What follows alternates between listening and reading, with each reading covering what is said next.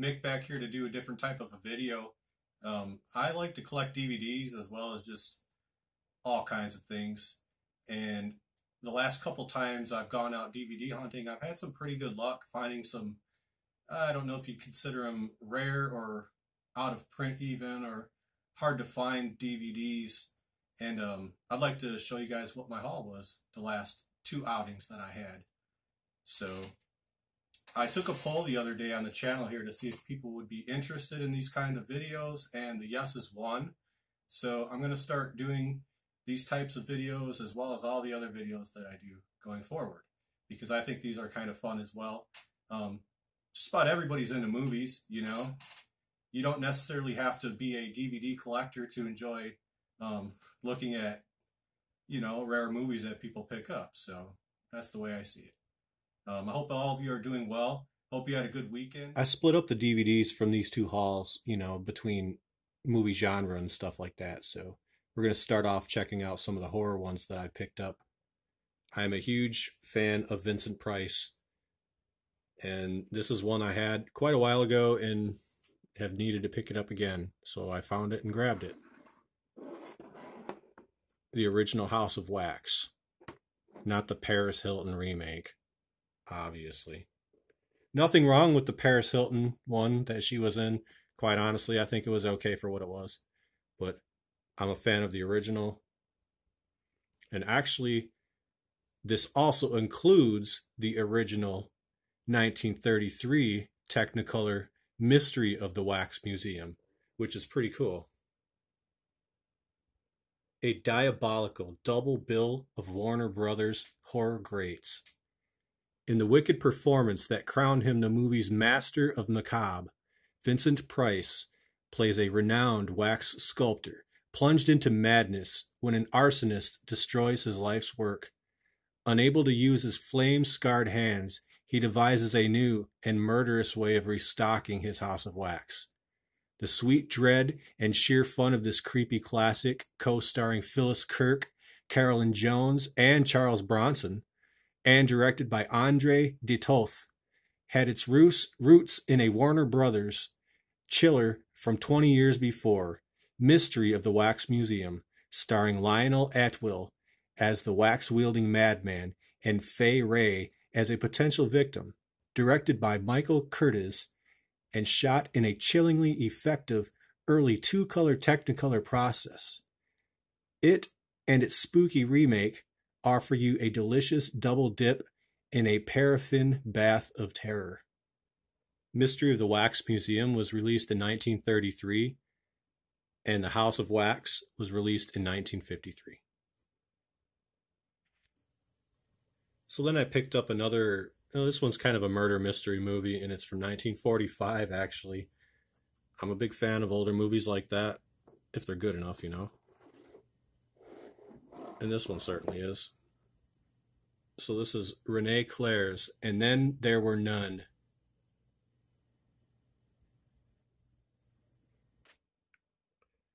You guys can go and read the backs of these on some of them if you like. I'm not going to take too much time on those. This movie is kind of self-explanatory with the title of it, And Then There Were None. So it's a very interesting movie for being an older one. This next one is another classic Vincent Price movie. This is titled The Fall of the House of Usher. This is Vincent Price and Edgar Allan Poe's The Fall of the House of Usher. Yeah, so this is a good one. He buried her alive to save her soul.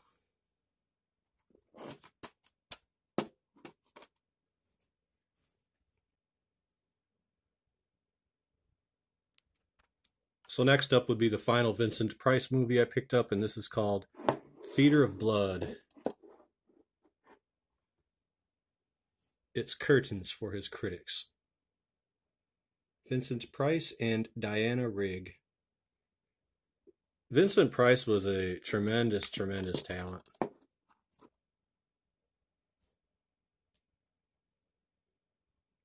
So this movie was released in 1973. Prom Night obviously stars Jamie Lee Curtis. And you'll also see Leslie Nielsen in this movie as well, if you've never seen this before. The next four DVDs that I have coming up are definitely what they call out of print. They're rare, and you might have to pay a little bit more for them if you do come across them and the sellers actually know what they have. So the first one, I'm a day late on this one, but that's okay. So this is My Bloody Valentine. This is the original DVD release of it, the widescreen version. This is unedited as far as I know. So they didn't cut any of the good stuff out of this one that they did cut out of later versions. That is my understanding anyway. I've yet to watch this since I've bought it. I have seen it, obviously, the original. I'm not talking about the remake that they did, which, you know, a lot of people claim was good as well. But honestly, I've never seen the 3D remake. I've only seen the 1981 one that we have right here. So this is a horror movie that flies a bit under the radar as far as I'm concerned. And it's a really, really good one, you know, if you like these kind of gory kind of movies. Especially if you can find the version with the unedited content. I will go ahead and read the description on this one because it's pretty cool. 20 years ago, a tragic accident in a mine on St. Valentine's Day took the lives of 5 miners. The disaster occurred while supervisors left their posts to attend the town's annual Valentine's Day dance. The only survivor, Harry Warden, was confined to a mental institution after the ordeal. On the disaster's first anniversary, he returned to the town for bloody revenge. That was 19 years ago, and the memories have dimmed. Young lovers TJ, played by Paul Kelman, and Sarah, played by Laurie Hallier, and friend Axel, played by Neil Affleck, no idea if that's any relation to Ben or not, are among the townspeople attending another Valentine's party. Then a box of Valentine candy arrives, containing an ominous message and a blood-soaked heart. Before the night is over, terror will strike again and again and again. Definitely worthy of checking out if you've never seen the original 1981 version of this movie. Next up is a movie from 1986 titled The Wraith, starring Charlie Sheen and Randy Quaid. The first thing I'll say, as you can clearly see by the cover here, is this movie has an awesome soundtrack to it, if you're into that kind of music. This is kind of a difficult one to come across if you're out looking in stores and stuff like that. You know, you can always find anything online, but you know, if you're just out, you know, trying to find DVDs in the wild, as they say, this is sometimes difficult to come across.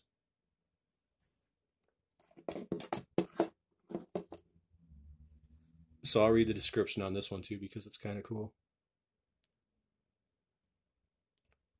He is a phantom, a wraith. He is a mysterious, otherworldly stranger. An evil force took his life. Now an unearthly power has brought him back. He has a destiny to fulfill, a woman's love to reclaim, and he's determined to wage a vendetta against the young punks who put him in this situation in the first place. This supernatural tale pits an enigmatic adventure against a bizarre and brutal band of marauders who have been wreaking havoc on a small desert town. But time soon runs out for the Wraith to reclaim his past and his future as he is pitted against his enemies in this action thriller.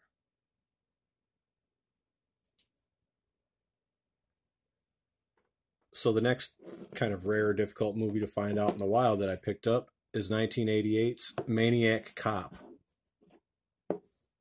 starring Tom Atkins, Laureen Landon, and Bruce Campbell, which many, many people know of. The tagline for this movie, "You have the right to remain silent forever."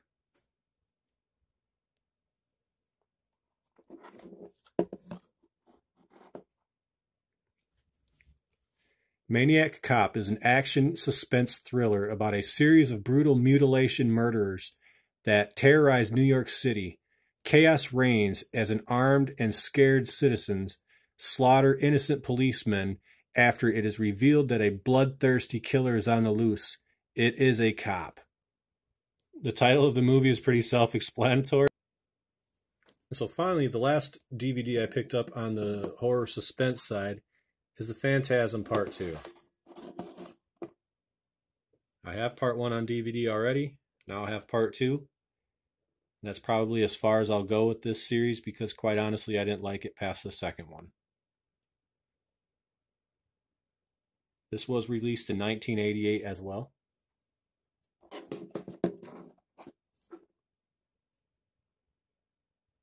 This one was released by Anchor Bay.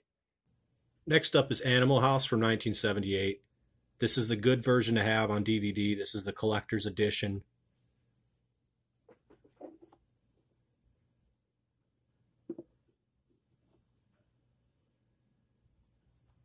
So with the collector's edition of this DVD, you get the nice booklet that comes with it.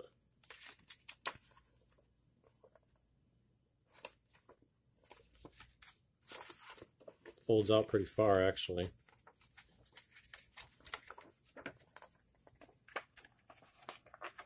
I like that kind of a thing. So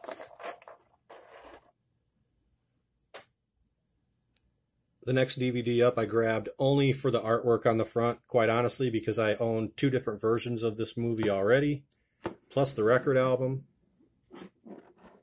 But this was the original DVD release of it with the snap-open case. The Snobs Against the Slobs. The other releases of this, they have like a deluxe release and like just a regular release. It's like just a standard DVD case, and I believe it's like a blue, I don't know, like a blue cover or something like that, if I remember right. I need to go back and look at it. It's been a while since I've watched it, to be honest.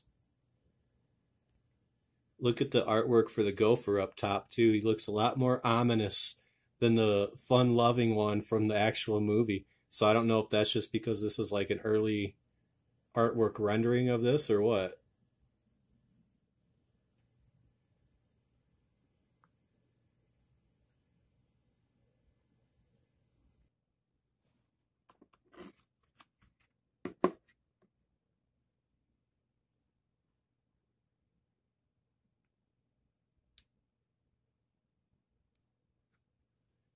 Next up, I picked up a triple feature of Earnest movies.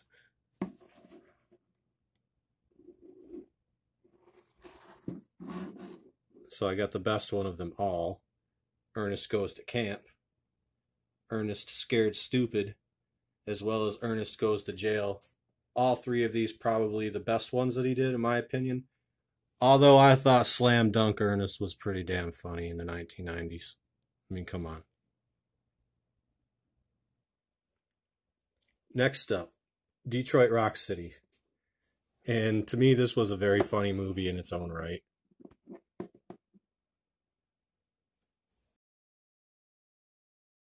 This had some hilarious scenes. One of my favorite scenes in this movie is when they had their encounter with the Stellas and Guidos on the side of the highway.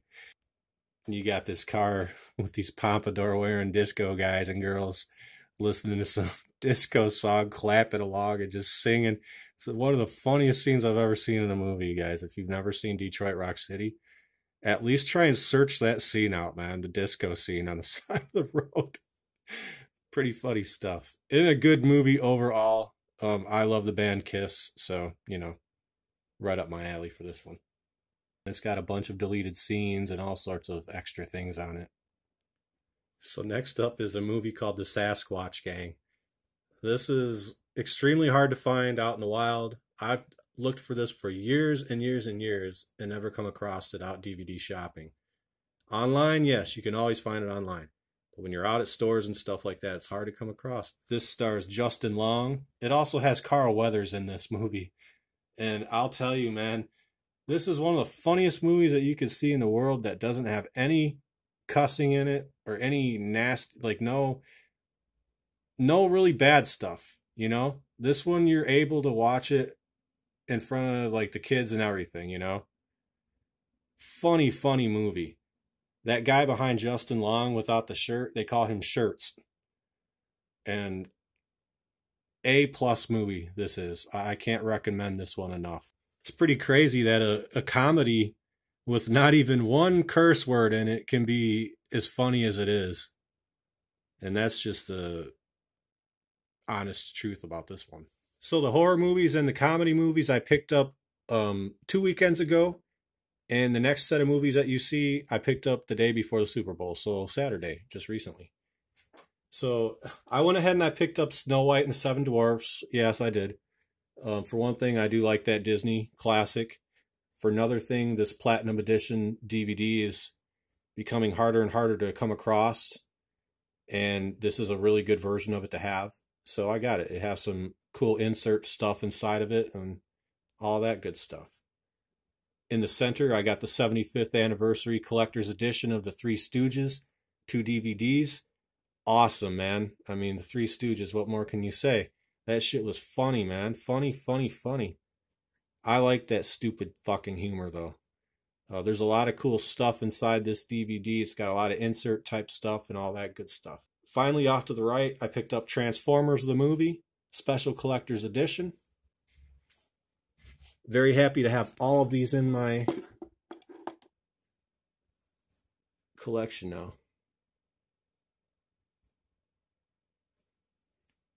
Even the Snow White and the Seven Dwarfs. That has a lot of extra stuff on it, this one. The Three Stooges box set has all kinds of good stuff on it. Bonus material, interviews, the Three Stooges cartoon classics. Inside, it had a nice collectible photo album booklet thing. Super happy to come across this. All right, we're finishing strong. 4 more DVDs here out of my haul from the last 2 weekends. First up, the movie Thief, which I believe to be James Caan's all-time best movie. That's just my opinion. This movie took place in Chicago. It's a badass movie. If you've never seen it, check it out, man, somewhere. Try and find it on Blu-ray, because this movie looks excellent on Blu-ray. I mean, get the DVD of it as well. You know, who am I to say don't get DVD? I'm showing DVDs, but I'm just telling you, cinematography in this movie was outstanding, man, and it looks just fucking excellent on HD, Blu-ray, and all that stuff, man. So, yeah, Thief. Self-explanatory by the title. I'm going to leave this on here for a minute, just in case you want to read the description. I'm not going to read it. You can zoom in on it if you like. And one thing I will tell you is that the soundtrack to this movie is tremendous. It's from a band called Tangerine Dream. And yeah, what a good movie. Good soundtrack. James Belushi's in this movie as well. Can't say enough good things about it. Filmed on location in Chicago. Tremendous movie. In fact, I might watch this one this afternoon. And Thief was released in 1980. I'm sorry, 1981. Next up is the movie Bad Boys. And I know what you're saying, Bad Boys. And no, this is not the Will Smith Martin version.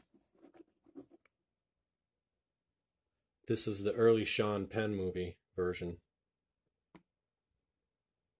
Complete and uncut for the first time on DVD. Penn is magnetic. I honestly have never come across this before. I've always heard about this movie. Never seen it out anywhere. You've heard me mention Anchor Bay during my horror movies I was showing off. This movie is one that was put out by Anchor Bay. And that's always a nice thing because Anchor Bay does it right for the most part. They usually put some nice quality cardstock insert, you know, on the inside, and this one is no different. I'll show it to you real quick.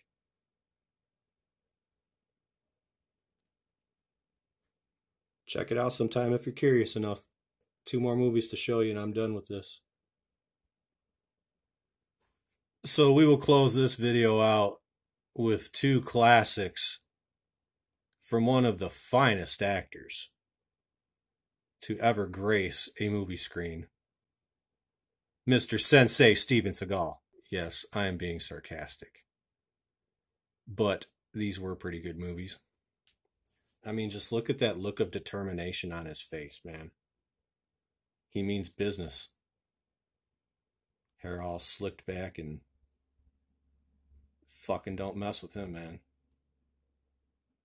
Under Siege, pretty good movie. Which one was better, Hard to Kill or Under Siege? So let's just give you a little taste of the description here. The Eastwood, Norris, Bronson of the 90s. A pleasant surprise. Whew, that's high praise there. Yeah. Of the 90s, whatever, but you know, let's be honest, man. Charles Bronson was better than all those people named, Eastwood and Norris included, and that's just my opinion.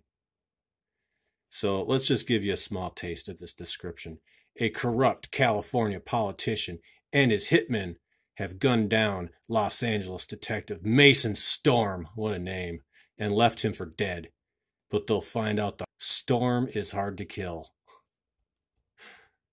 So, on the right, he plays a guy called Casey Ryback in Under Siege.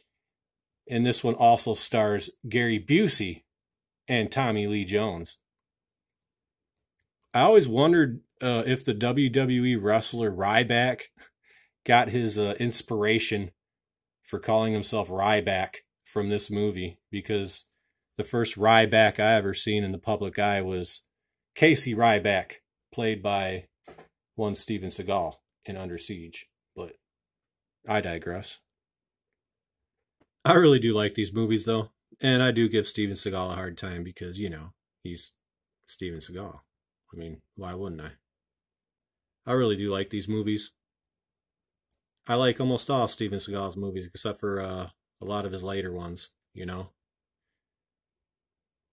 Not the best actor, but you're not getting that when you're watching these movies, and you know that. So, I think they're entertaining for what they are. And these are 2 of his best, in my opinion. And very happy to have them in my collection. If you enjoyed taking some time with this video, please give it a like. I'm going to do more videos like this in the future. Thanks for the support. Thanks for watching. Have a nice day.